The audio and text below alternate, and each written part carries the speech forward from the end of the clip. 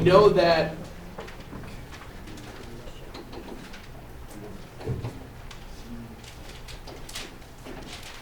we have sine, cosine, and tangent, cosecant, secant, and cotangent. Those are our 6 trig functions. Okay? Those are our 6 trig functions. And we know that we're talking about this in terms of right triangles. We're talking about this in terms of right triangles.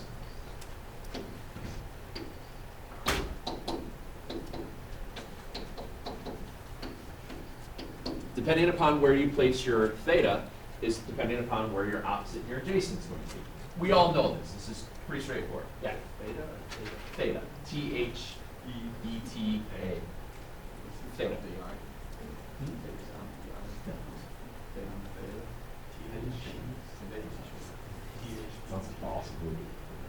It is awesome. Anyway, No, it is awesome. as we were going through these, we talked about this before. The sine of theta, sine is opposite over the hypotenuse. Cosine is the adjacent over the hypotenuse. Tangent was the opposite over adjacent. The cosecant, secant, and cotangents therefore became what we call their inverses. Basically, you're flipping the fraction. So cosecant is the inverse of sine, so it's hypotenuse over opposite. Secant is the opposite, excuse me, I'm sorry. It's the hypotenuse over the adjacent. And then cotangent was the adjacent over the opposite. We've already discussed all of this before, but what we're going to use this with today is we're going to place the right triangle upon the unit circle. Okay, we're going to place a right triangle upon the unit circle to help develop some of these patterns. All right? It's okay. So here's what's going to go on. When we place the right triangle on the unit circle, you're going to get ordered pairs. For example, if I'm here and this is some value x and y, again, some values x and y as this is moving itself up. I'll subset these real quick. We obviously know they're not the same. So what's going on here is that if you take a right triangle, when you take a right triangle on the unit circle, bless you, your theta is inside there. Everybody see that?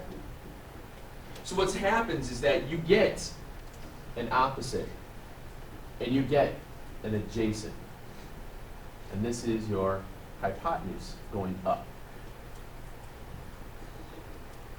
And one thing you'll notice is as you draw around a unit circle, that hypotenuse value will not change. This becomes the radius of the circle. So when you start thinking about the way that it's placed upon the unit circle of this, you have your values of x, you have your values of y. But if you're looking at this part, I'm in the second quadrant, aren't I? So what's my value of x? It would be a negative value. See how that goes? So we've discussed this a little bit so far about why the sines and cosines become positive and negative within different quadrants. This is why this comes about. Yes, sir? How did you find the An area of an oval? We're going to do area of ovals, that would be chapter 10, and that's after all the trig stuff. So after you go through chapter 14, then we'll do those. Isn't it just a square and I don't know. I don't remember. I might, but I forgot it. All right? So here's what happens. We're going to, instead of saying sine is, it's still your opposite over your hypotenuse, what's going to happen here is that you are going to be given a set of ordered pairs. The ordered pairs within the problem, the y value is the opposite, the r value is going to be the hypotenuse. And in order to find that, all you're using is Pythagorean theorem off of this. Now, we're going to go through this kind of slowly to get you guys get the idea of how these things are placed upon the unit circle and how that the trig functions can be found of any given set of ordered pairs. It is quite simple after you go through this a couple of times. All right. So let's write this out again. I'll put this up on the board. Sine is y over r. Cosine is x over r. Tangent, it's going to be y over x. Notice, opposite, adjacent, opposite, adjacent. The value of y is your opposite. The value of x is your adjacent. Cosecant, you just flip it. Secant, you just flip it. And cotangent. Guess what? You flip it. I will say one thing. I apologize. A lot of times I forget to put theta when I write out my trig functions. I might just say sine is this. Remember, there is a theta, there's an x, there's some sort of a value of an angle measurement there. I just tend to forget to write that down a lot. So I'm just going to blanket statement say it's not drawn to scale, and I'm sorry. So let's look at how we would set this up as far as what we call standard position stuff. We'll take the ordered pair 3, negative 4. And what I want to do is place that on the grid, if you will. I want to place that on an XY grid and then find all the trig functions of theta. So first you draw a grid. What quadrant will 3, negative 4 land in? It'll be in the fourth quadrant.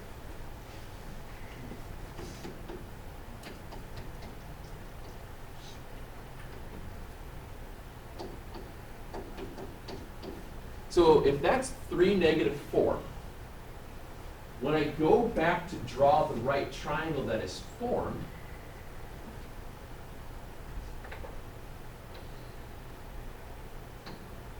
there's my 3, there's my 4. What's the r? The hypotenuse. 5. Good. You guys remember the triple.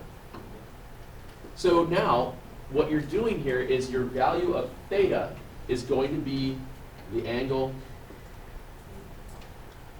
This is the easy way to remember this. The angle at the origin with the vertex of the origin is kind of an easy way to remember that. When you're looking at that, as you start to go through your ordered pairs then, the sine of theta, well, isn't that opposite over hypotenuse? Isn't that y and r? And that's how stuff works out. Whenever you're given an ordered set of ordered pairs, you can write out all 6 trig functions rather easily by using right triangles, by just using the Pythagorean theorem to get your value of r. Cosine.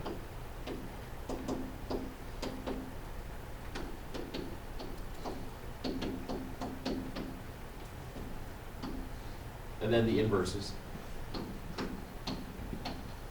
What would the cosecant wind up being? 5/4. Secant. 5/3. And the cotangent is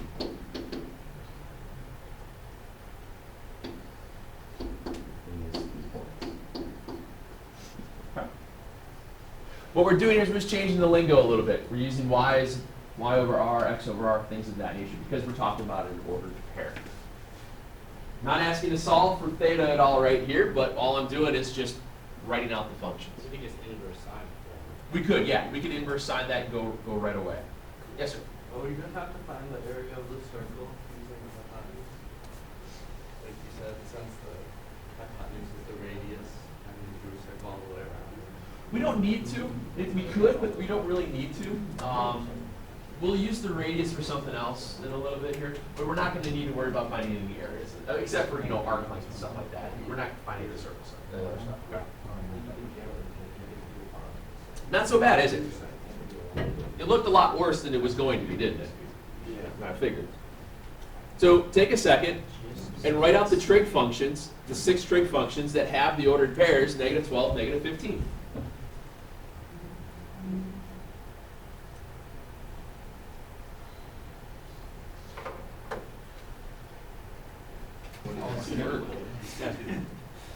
Go to your y equals button again real fast. I'll show you the shortcut for these once this thing, if this decides it wants to work. because why would any? Gotta upgrade to that You just bag. go to. Yeah, because they're gonna pay for all that for all of us to get that stuff, right? Yeah, probably not. Remember, the shortcut way to simplify these things out: take the value divided by x squared.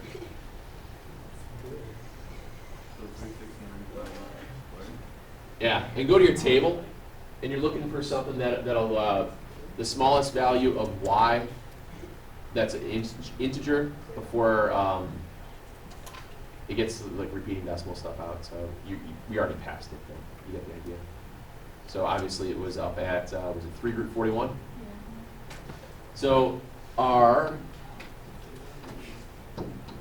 r value is 3 root 41. Which means, what are you going to have to worry about when you're simplifying some of these out? Rationalizing your roots. Okay.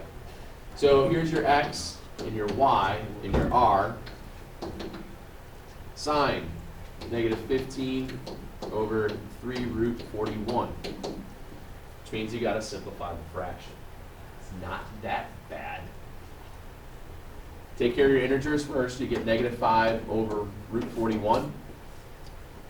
What's your simplified after that? 5 by root 40. Yeah. So you just wind up with sine will wind up being negative 5 root 41 over 41. And there's the sine value. Cosine. Negative 12 over 3 root 41. Simplify your integer first. Yes, sir. Wait, how is a sine -12? Think about what you're looking at. You're not worried about the side. You're worried about where it's placed. It's the coordinate.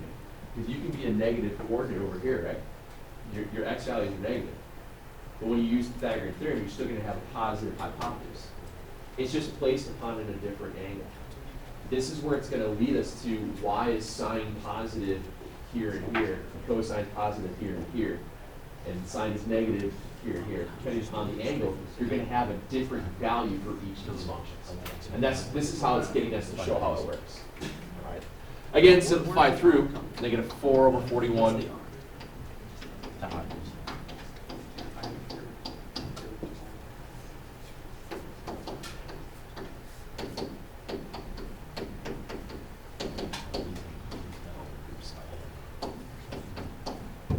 Okay. So those are your three main ones. When you go to do the inverse ones, those are going to be even easier because you don't have to rationalize with the inverse a lot of times. Notice the first time we wrote out sine, we wrote it as negative 15 over 3 root 41. The next spot was negative 5 over root 41 prior to rationalizing. So if I take this value here prior to rationalizing the sine value, I can do this and just say that the cosecant of theta, well, it's negative root 41 over 5. Flip it right there. Don't flip it after you've rationalized, then you're going to have to re-rationalize. Okay, does that make sense? Yeah. Same thing here, it'd be just negative root 41 over 4, and here it's even easier, 5/4. Or excuse me, 4/5. So I would have You gotten can that. do the one to the left too, right? This one here?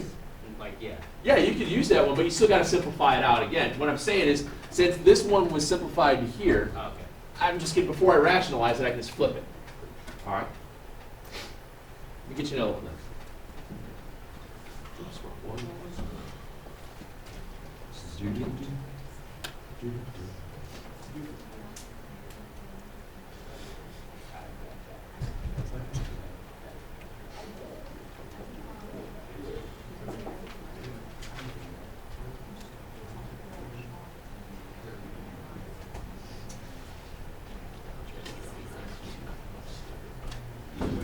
All right, so I have 7 and 10 for my x and y value.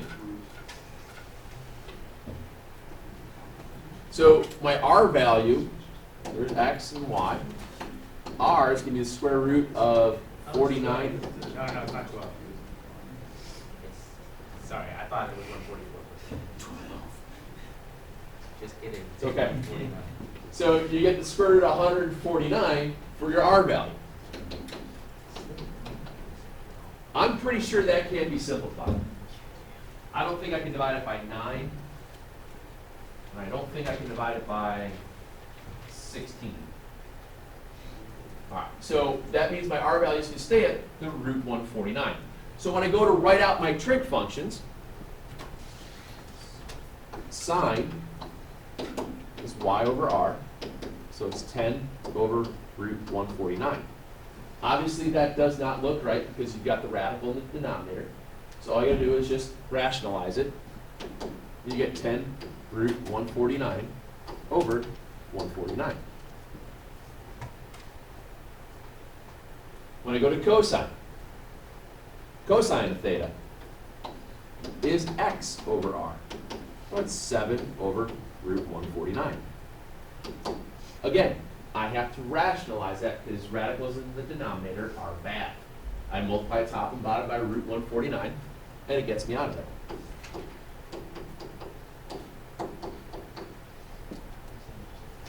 Tangent was y over x. Oops. In other words, this was what, 10 over 7. And there's nothing I can do to simplify that. The inverse is cosecant, secant, and cotangent. R over y, R over x, and x over y. Again, all we have to do is reflip them. Since these were the unrationalized versions, this becomes root 149 over 10, root 149 over 7, and 7 over 10. And that's all there is to it. Don't worry about when things are positive and negative. You just have to watch your signs here. I mean, S-I-G-N. As you go through worrying about the positive or negative values, and just keep it going that way. You will start to see the pattern after we get into this a little bit more. Okay? Which leads me to be able to define something new. I think we talked about it on Friday. Remember when I said the word quadrantal? Yep. What was that in relation to? You know this though. The 90-degree Yeah. axis. The quadrantals are the next bit of what we look at as we're starting to get into these things. The quadrantals, that's easier to do it this way. The quadrantals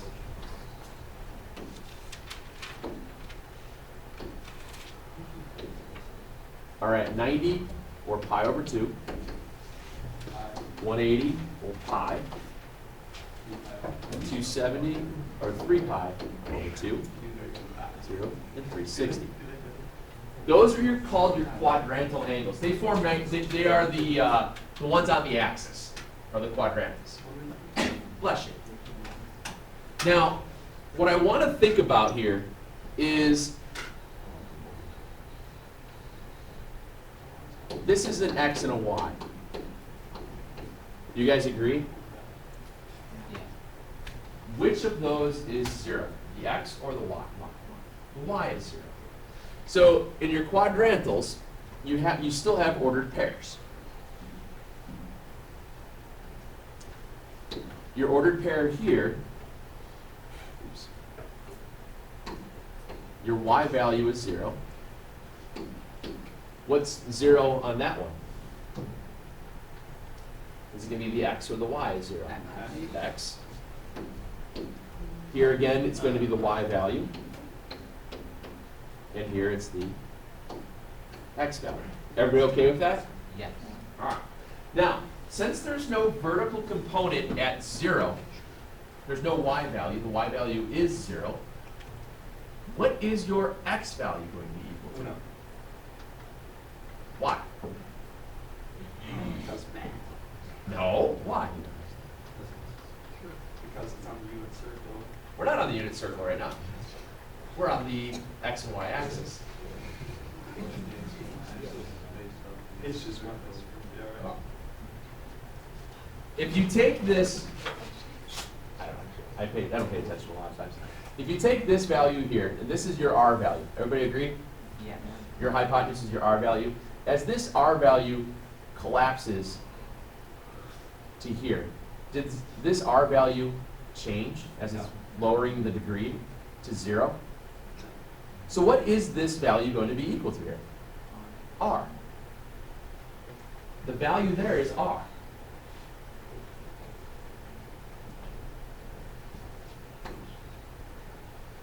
as that R value is rising, doesn't it become here? This becomes R. As it's dropping down to here, what does it become? Negative R.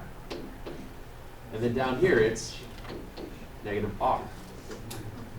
Again, reasons this is working is because as you're moving yourself around, your ordered pairs are going to change values. So that tells me that, as Mommer is starting to allude to, we're going to start to write out our trig functions at the quadrantals. So think about how this is going to work. This is still an ordered pair of x and y. X and y. X and y. X and y. Everybody agree on that? That's still going to be your sets of ordered pairs. Excuse me. If I want to find the sign at 0, that's y over r. What's your value for y for that ordered pair? 0. And we don't know what the r value is, so can I just say it's r? So the sign of 0 is 0. Okay? What about at 90? Oh, hold on. Let's do the cosine of this one first. Cosine is 0. X over r. Well, what is the value of x at 0? R. What's r divided by r? So the cosine value of 0 would be 1. The tangent at 0 is y over x, which is 0 divided by r, which is 0. So we want to stick with the cosine. I'm doing the 6 trig functions. Remember, tangent is y over x. We're using it out of the ordered pairs that we have. Okay? Because you can do this with any ordered pair. It just so happens my x value here is an r, is got the letter r to it. Because the tangent value is y divided by x, the ordered pairs, from the ordered pairs. Okay? So at 0, my sine is 0. My cosine is 1. My tangent is 0. If I do the inverses of that, cosecant is r over y. Well, that's r divided by 0. Can you divide by 0? No. No. So what would be the cosecant of 0? Undefined. The secant is x over r. Again, it's r divided by r, which is 1. What's the inverse of 1? 1. And then the cotangent. It's also going to be undefined. All right? If you inverse is 0, you get an undefined. Yes, sir? How are you like saying that x would be r when we change It doesn't change. That r value, as it's, if this is the value of r here, as this is rotated around, oops, as it's coming around, eventually, it's still the same r value as it's moving itself all the way around the circle. It's still going to touch those values at the same value, no matter what it is. R can be any number, and it works every time. So anytime there's a measurement for a while, you just plug it on. Yeah. If you're on the quadrantal. If you're on the quadrantal. And what Mommer was alluding to is using the R value as 1, and it kind of alleviates this issue. And we're going to start getting towards that method here in a second. Now, if I want to look at it again, if I want to look at it at 90 degrees, pi over 2. If I want to talk about pi over 2, find the sine of pi over 2. Well, that's at a quadrantal. Its ordered pairs are 0 and r. So the sine at 90, again, y over r. Well, y is r is r, so what's the sine of 90? 1.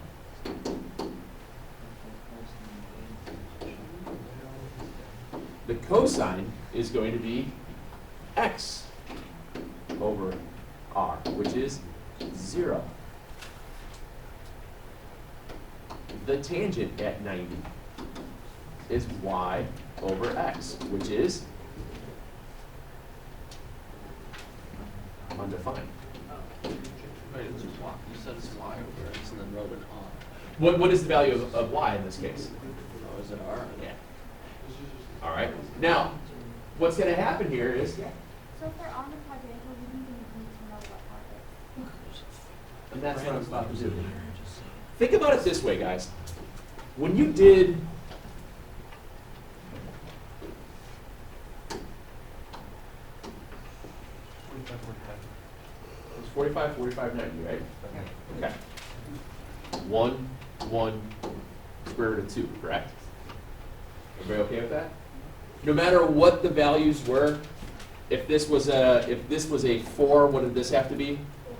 4. If this was a 44, this would be, okay. So there was always a ratio of the size was 1 to 1. It was always the same, correct? This forms a right angle, doesn't it? Yeah. So if I place this on the, oops.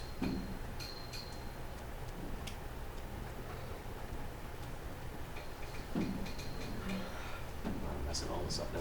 If I place this on the y or on an xy grid, no matter what this length is, I'll say it's 5 for right now.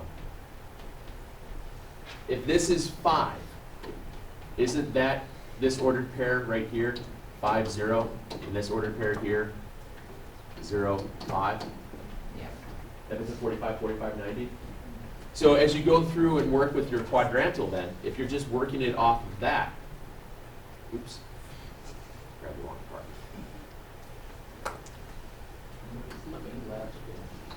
If I drew this going over here, isn't this negative 5?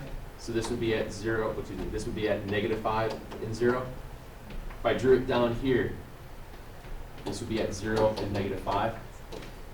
It's a key. And like you were saying, that value of r becomes 1 because it's positive 1, positive 1, negative 1, negative 1. It's just changing where it's moving between the x and the y, depending upon what axis it is. All right? The quadrantals are they tend to be very easy to work with once you get past the idea that you're working with a quadrantal.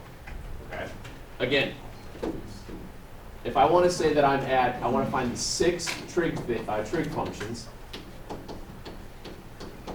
at 3 pi over 2. If I want to find the 6 trig functions at 3 pi over 2, where are we on, which quadrantal are we on? We're on the 2, 7.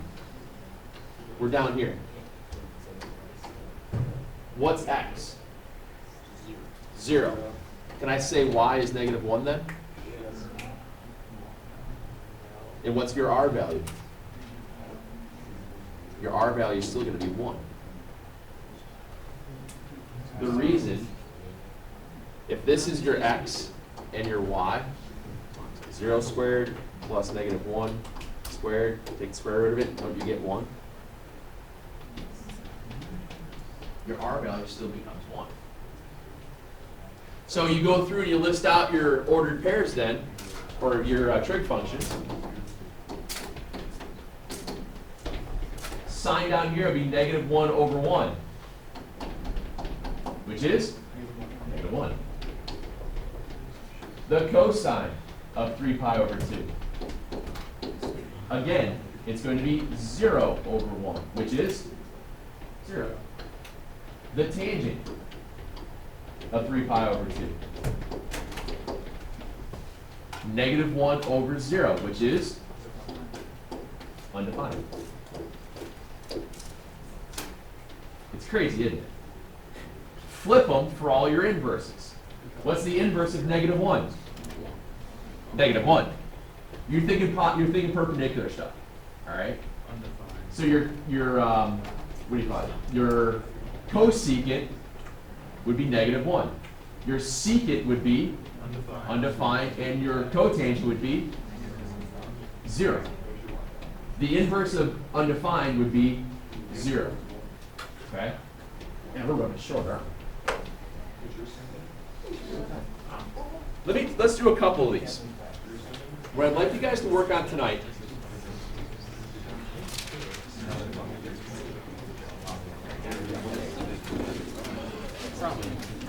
(26 to 36) on 788.